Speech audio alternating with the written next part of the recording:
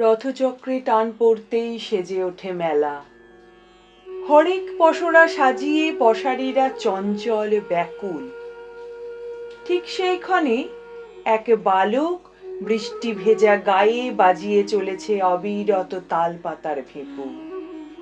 দাদার বাঁ হাত ধরে ছোট্ট সহোদরা মাঝে মাঝে ডাক ছাড়ে, 5 কড়ির ভেঁপু নেবে গো।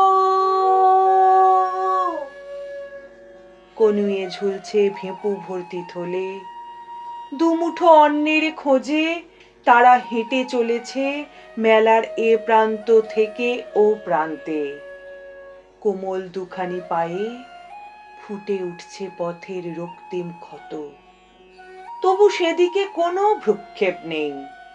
ক্ষুধার্ত দুজোড়া চোখ পথ চলে, সযত্নে গড়া ভেঁপু বেচে যৎ সামান্য আহারের সন্ধানে। কেউ পিতার হাত ধরে, কেউ মাতার, কেউ বা স্বজন সাথী। চারিপাশে কত চেনা অচেনা মানুষের উল্লাস। বিস্মিত দু চোখে তাই দেখে চলে ছোট্ট বোনটি। তবু দাদার ওই বাঁ হাতখানি তার কাছে পৃথিবীর সবচেয়ে নিরাপদ, সবচেয়ে আনন্দের। চোখ ফোটার আগেই মা চলে গেছেন ওপারে। বাবা আজ শয্যাশায়ী।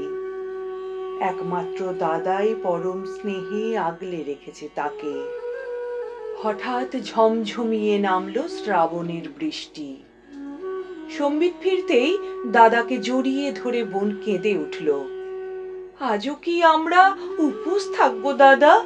মেলায় কত কিছু খাবার, আমার যে বড্ড খেতে ইচ্ছে করছে। বালক মলিন থলিটা হাতড়ে 10টি কড়ি পেয়ে সান্ত্বনা দিয়ে বলে, আর একটুখানি অপেক্ষা করো বোন।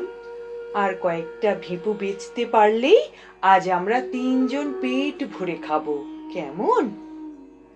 মৃদু হেসে আশ্বস্ত মাথায় নাড়ে সহোদরা। কমলা রঙের আকাশে তখন সন্ধ্যার ম্লান ছায়া। ক্লান্ত দুজোড়া পা তখনও হেঁটে চলেছে অবিরাম। বুভুক্ষু পেটে মেলার ভিড়ে আজও ধ্বনিত হচ্ছে সেই চেনা সুর, 5 কড়ির ভেঁপু নেবে গো।